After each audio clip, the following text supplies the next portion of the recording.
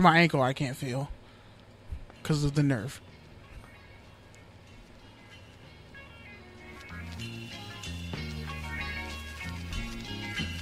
And we're live on the Touchdowns and Tangents radio show. Psych, it's not really live. This is what Touchdowns and Tangents sounds at 12 a.m. on a Tuesday night, live from the Good News radio station. I'm PD Camarillo, and I am joined, as always, by my co-host of Touchdowns and Tangents, TDT Show, Kenneth Frank James Berry. Yeah, man. And we have a special guest in the house, a friend of ours, fellow journalist, reporter, CSUN grad. Shout out to the Signals. Shout out to Santa Clarita. My former roommate. I mean, there's stuff that we can still say one more time in this dope intro that you were just hyping up off air. Okay. Good. Exactly. I said 3 times. I'm good. Exactly. But anyway, sound like a real amateur. This young man. Hey, mate, you are. No, shut up. You didn't even pay. You didn't pay for the tickets. Be quiet. This young man. Okay, way to make an inside joke that you haven't even set up yet. Oh, I will later. That's the funny part. That's like Dave Chappelle in the special when he gave you the punchline and then set it up. Okay, later. can you say who this man is? Can you stop cutting me off and be quiet? All right, go ahead. Anyway, this human being, when I first met him, Pete once said, we're using our good pronouns. He said human being. Sorry, I was just caught off guard. This human being. I didn't know we were so inclusive here. I know. I'm shocked. I thought I was like. I thought I was like contrarian. Yeah. But this young man right here honestly knows more about the Eagles than I honestly will ever know, and literally could teach a Beatles history class, and is younger than us. So kudos to him. Ryan, can I say your middle name, or do you want that out there? Doesn't matter. Ryan Andrew Mancini. Yeah, and there's applause right now, even though we can't hear it through the headphones. Yep. Just usual technical difficulties here, Touchdowns and Tangents, but we play through it. So the reason, like ankle injuries. The reason why we have Ryan here is he's one of the fellow members of our unofficial Touchdowns and Tangents group chat, and he really pitched us on the idea of seeing BlacKKKlansman together and really just kind of breaking down the show. Because we do talk so much about culture, and because there's really a lot of underlying messages in both the movie and kind of overall the NFL narrative and football and everything that's really just overall going around in the country. So if you're tuning in this week for some hard-nosed football talk, as you may know me and KB for, you might want to fast forward to the last half hour. If not, if you want to hear some different, a really compelling conversation about BlacKKKlansman, we're going to do our best to not spoil it. Then go ahead and enjoy the ride. Did I leave anything else out? Most importantly, like the audience, hopefully you'll appreciate the dynamic of the fact that we have Pete, a Mexican-American young male from the IE, myself, a black male from East Oakland who grew up in LA, and Mancini. South Bay. And the South Bay, whatever. And Mancini, who lived in Burbank but pretty much grew up in Santa Clarita. And if you literally threw our names and backgrounds out of a hat, you would never guess that we've done a lot of dope stuff together. And this episode, it feels kind of nostalgic because the last time me and Mancini were recording the episode together was a podcast we did at the Sundial. What was the name of it, Ryan? Tales from the Third Rail. Yep. Pause. Who came up with the name? You. But like how it was crazy because he was the opinion editor at the time, since he's being modest, and for every week he's being mic shy. Yeah. I mean, you're not a virgin on the mic. Oh. Get in there, man. But anyway, he every week we would do a podcast, pretty much about whatever the issues were in his editorials. We are not going to get into editorializing on this podcast. That is what this podcast is. Well, like Mancini's from Mancini, you can go as far as you want to as far as editorializing and your experience in it. You can, give your journalism background. How about we leave the intros and just get to the content? Oh, we're past the intros. This is just common handshakes and all that. But yeah. So More confusing than my I'm really hairline. excited. Wow. I'm just I wasn't saying. expecting you to fall on your own sword like that. Exactly. Well, your lead up is just you falling on your own sword. So, you know me, I got to come to your aid, man. I'm the perfect wingman. Let me pull you out of that I'm the tangent. all-time assist leader. That's all I'm going to say. I'm the ultimate wingman and assist leader. So let's start off with this, man. BlacKKlansman, for those of you who don't know, is basically a flick about based on a true story. Mm-hmm. By Spike Lee, a Spike Lee joint, basically about how would you synopse it? Mancini. Well, it's about a black undercover cop who decides, Ku Klux Klan is in town. Let's check this out. Hey, man, Let's go under. Hey, I know you're talking to me, but like people don't see your gestures. I'm used to the gestures. We're not streaming yet, but when we will, we'll appreciate your gestures. Fair enough. And your miming, we appreciate it. Yeah. So let me ask you guys this: what did you bring coming into the film? What did you expect just before you saw anything of the actual movie? Kind of setting it up. Well, I'll just be the elephant in the room. And, I mean, obviously I'm black, so... Huh? You? I pretty much... I know, What? I know, right? I woke up this morning and I was like, What? damn, son.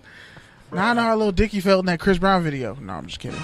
But anyway, just knowing knowing a good chunk of the story going in...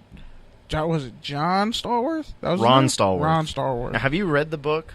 Didn't read the book, but like I haven't read it, but I had like clippings and I heard There's a book?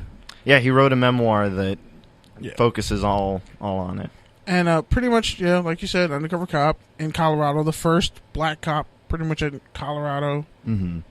I guess state history or anyway. Pretty much was on the move to uncover the Ku Klux Klan. I figured, okay, I'm going to see a lot of racism. I had to just prepare myself for that. Not get angry. But I mean, other than what was displayed on screen, I cared more about the story and like the linear arc of it. And I had like my things that I nitpick just because like I like a good story. Well, that's not what I'm asking you. I'm asking you what you walked into the theater with. Yeah, I had like. I mean, we'll get to what you thought of the movie eventually, but I just want to start off with that. What about you, Mancini? Well, I walked into the movie thinking this was going to really, reflect on our time now, but also reflect on, our time now with polarization, with sort of not being able to understand the difference between right and wrong. Yeah. And also just the idea of, someone who went undercover with the Ku Klux Klan who happens to not be white. That's a compelling idea for a film. From a filmmaking standpoint, that's fascinating. It's ironic. It can be funny even. Yeah. And, but I think, as I said, with polarization today, given what's going on in the news and given that the movie came out 1 year after Charlottesville, it's very poignant. Yeah. In kind of hammering it home about sort of the tensions that we have today, comparing it with what you see in the film. For me, honestly, I walked into it more with a blank slate than either of you guys because honestly, I mean, I had heard about the movie, but I didn't really take too much interest into it other than Spike Lee and other than it being a unique story. And then once I kind of saw the cast and I was like, oh, this is probably going to be a really good flick. And so I really just kind of walked into it not really knowing what to expect and just really ready for a journey and a ride and just kind of trying to see what the intent was behind it and trying to understand it personally. So let me ask you this, since you already talked about it, KB. Do you feel like the movie met your expectations? Do you feel like you left wanting more? And if so, what is it? It's funny, like me and Ryan were kind of like talking over in the car, and we totally had a huge argument in the parking lot, all three of us, just about like what our instant reactions were. But now that I've kind of had just a little bit more time to flush it out, I realized that that story was meant. Like, I felt like it was like racism and understanding racism and racists for dummies. Like, that's what it kind of felt like. It felt like, okay, if I'm coming in to the notion and understanding the history of civil rights and people realizing, oh, wait, there's a bunch of racist white people walking around, and it's so covert that it's on a level that it's almost every city in America. And a couple of years, I think it was almost 10 years ago, the FBI said white supremacists have literally infiltrated every level of law enforcement. We're already dealing with that now. So I kind of just felt like, aside from my expectations, it told a story. And the story was good enough. Now, my personal nitpickings about it, that's a different story. That's separate, but it did its job. And I really think, like, if so I what are wanted your to, nitpicks about it? Because you keep bringing it up. well, for starters, like, So they're not nitpicks if you brought them up twice. well, if I'm nitpicking at it, then it's obviously something I'm picking at. I just think I wanted more background for the character, Stallworth. Like, from how the movie started, I was like, I really didn't get much of a background, who he is, what he came from, where he went through, how did he even get up to that point. It just starts. I think, and we talked about this in the car, I feel like that's like not really fair, because you only have 2 hours to create a movie, and for you to expect to walk in there with this whole understanding of who this one person was, I don't think that's really fair to the story. Like, I didn't need exposition to find out who he was. Like, there's enough information out there to where if you really want to know, and like we already said, there's a book. So if you really want to know the full context of it, it's out there. And I feel like that's kind of what the movie was, to kind of the first start the discussion. The first less than 5 minutes really kind of give you some idea as to who he is, you know, with the, I guess we could say the opening. Which, by the way, he walked in late speak. getting popcorn. So Yeah, maybe that's what it was. I don't. First off, again, we were all the way in the front. It was a long ass walk just to get to the seat. So from what you saw sitting in your seat, I saw in the back walking in. And thanks for both you bastards eating popcorn, but not helping me. You could have just grabbed one. Like, I bought popcorn and then got the free popcorn for y'all. And nobody stayed to at least grab one. No one. The disrespect. Is underestimating your movie-going skills, all right? I worked at a movie theater. You can successfully carry both a refill and a large popcorn and a drink, and you probably could have carried some candy in there, too. In both pockets. And you knew... And a water cup, and just you because. knew which scene in The Last Jedi to go to the bathroom for. So... That is true. Yeah. Not in this flick, though, but it's all right. No, like, I went to the restroom. You walked to the bathroom in the climax, but whatever. No, I saw it, but like, I was all the way in the back of the theater. No, I saw it. I walked in, like, I was like, oh, sounding like a culture vulture. I thought I was a culture vulture. First off, don't compare me to Madonna's trash ass. All right. What about you, Mancini? What did you overall feel? Did the movie meet your expectations? What do you walk away with?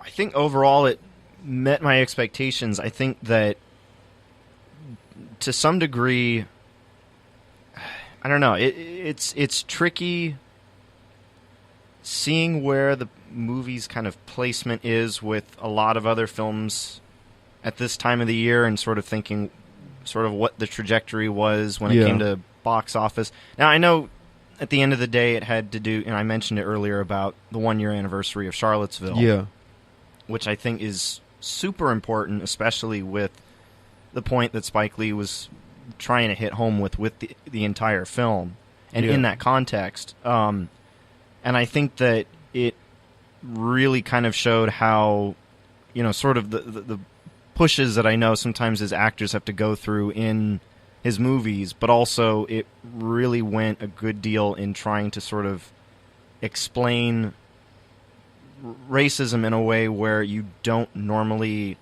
see it so obvious today, but also showing it in a way where, you know, maybe people would get the idea or get the picture better, because there's a lot of arguments today of, you know, maybe people don't understand it as easily as we used to. Yeah. And I think that that's I could see some people look at that as a detriment